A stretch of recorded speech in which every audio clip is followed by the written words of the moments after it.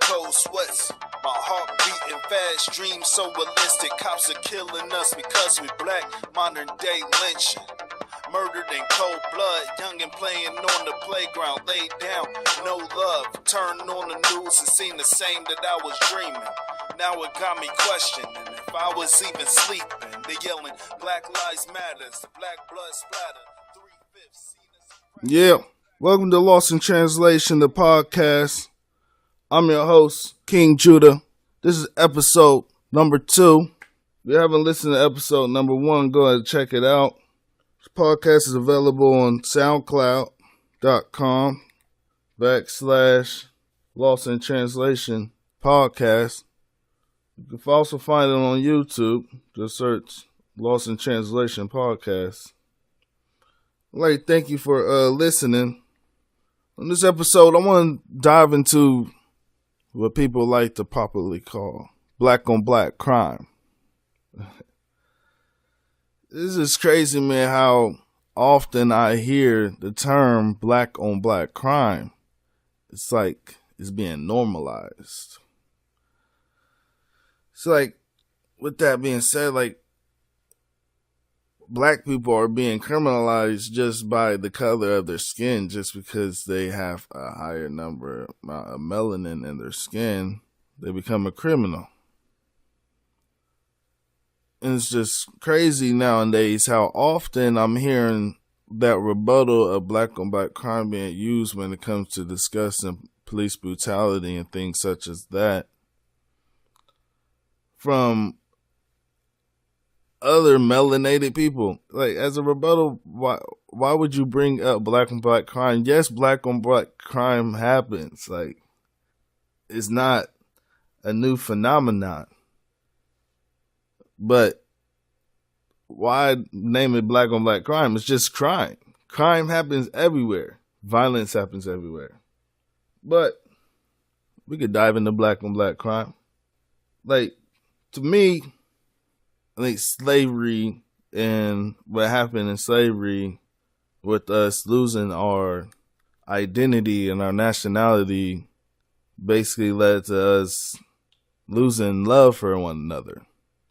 One who lacks knowledge of self won't be able to gain true self-love. I mean, you could have certain things you like about yourself, but when it comes to true self-love, you really have to know who you are. You really have to know where you come from, your ancestors, what they went through, why they went through it. Like, without knowledge of self, there is no way to gain that true self-love. Then if one does not love themselves, then surely they won't love people that look like them or people that resemble themselves. Like, to me, I think if blacks knew who they came from and who they descended from, then they would move differently. Like, for instance, like, in school, we're taught about slavery. I mean, I know I was. I don't know about nowadays. They try to take it out of the textbooks and try to say we came here as laborers that are looking for a better life. That's what they're saying nowadays.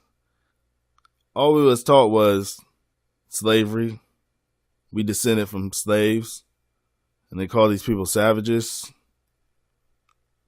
I think if we knew who we descended from as the kings and scholars, and the doctors, and the scientists, and the mathematicians, and all that, then we would walk as such. We would love each other as such. So if we knew that we were kings, we would walk with our head up. You know what I'm saying? We would treat each other as such.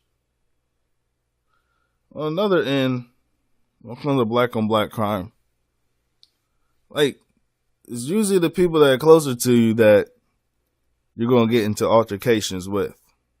So, if you think about it, after slavery, black people had nothing, basically.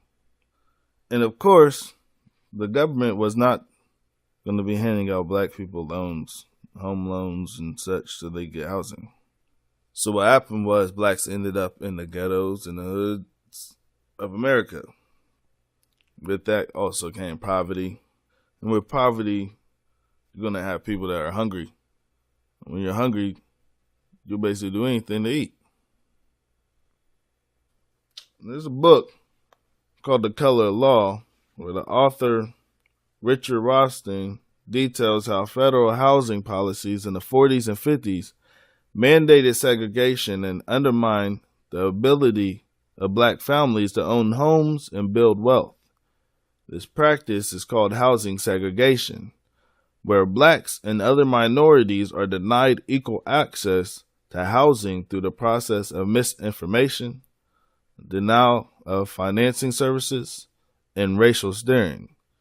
The act in which real estate brokers guide home buyers towards or away from certain neighborhoods based on their race.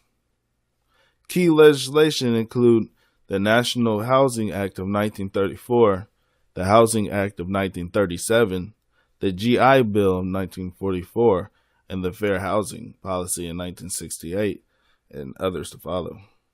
Basically, whenever you have a large group of people placed in a confined area, and given the atmosphere of poverty and what comes with it, violence is going to take place.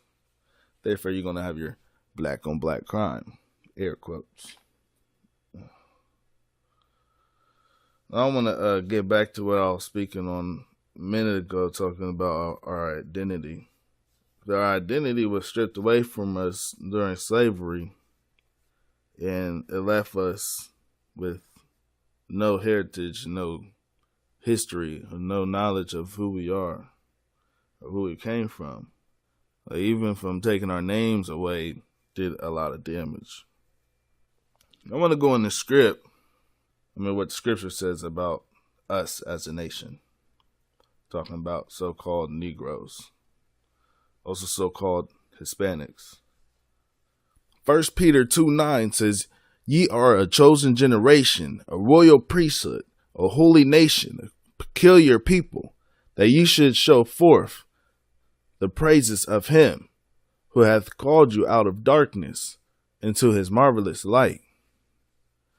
Exodus 19:5-6 says, "Now therefore, if ye will obey my voice indeed and keep my covenant, then ye shall be a peculiar treasure unto me above all people. For all the earth is mine, and ye shall be unto me a kingdom of priests and a holy nation. These are the words which thou shalt speak unto the children of Israel." Amos 3:2 says, "Ye only have I known of all the families of the earth. Therefore I will punish you for all your iniquities." So God chose one people on earth to keep his commandments. If you read Deuteronomy 28, the full chapter, it details the blessings and the curses. Basically, if we kept the covenant, we will receive the blessings. But if we did not keep the covenant, we will receive the curses. Jeremiah 17:4 says, "And thou even thyself shalt discontinue from thine heritage that I gave thee, and I will cause thee to serve thine enemies in a land which thou knowest not. For ye have kindled a fire in my anger, which shall burn forever." Isaiah 5:25 says, "Therefore is the anger of the Most High kindled against his people, and he has stretched forth his hand against them, and have smitten them. And the hills did tremble, and their carcasses were torn in the midst of the streets. For all this his anger is not turned away, but his hand is stretched out still." Hosea 4:6 says, "My people are destroyed for lack of knowledge. Because thou hast rejected knowledge, I will also reject thee, that thou shalt be no priest to me. Seeing thou hast forgotten the law of thy Elohim, I will also forget thy children."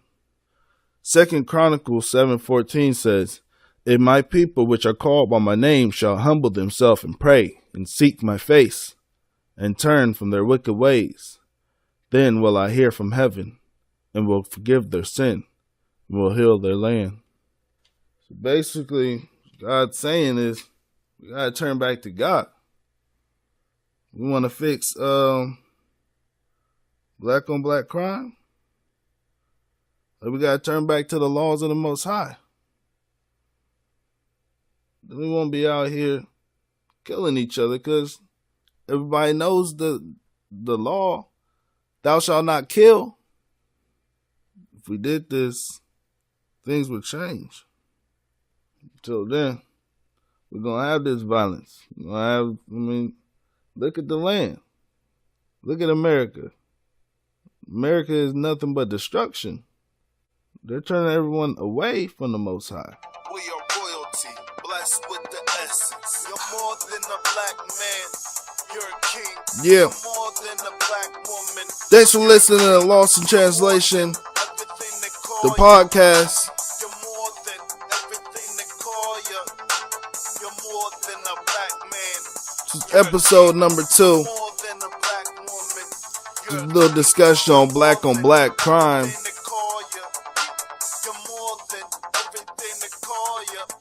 People need to stop using that as a rebuttal. Crime happens everywhere. They couldn't quiet me, a prodigy, you're approaching the quiet storm. I know you feel that heat, I spit that fire for him. Jeremiah 17:4. We lost the history and heritage. It's time for us to wake up and they fearing it. Romans 13:11. I hope you're hearing it. We are the Israelites. We built the pyramids. I ain't lying, we the children of Zion. Sold into slavery by the pirates, the apple of his eye. They'll feel the fire of I am. Whoever chooses to deny him. As the violin plays in the background, pray. Because it's hard to divide the real from the fake. Minus your emotions. How you feel, it just ain't. Gotta keep the commandments and the faith. The patience of the saints. You're more than a black man. You're a king. You're more than a black woman. You're a queen. You're more than anything they call you. You're more than anything they call you. You're more than a black man. You're a king. You're more than a black woman. You're a queen. You're more than anything they call you. You're more than anything they call you.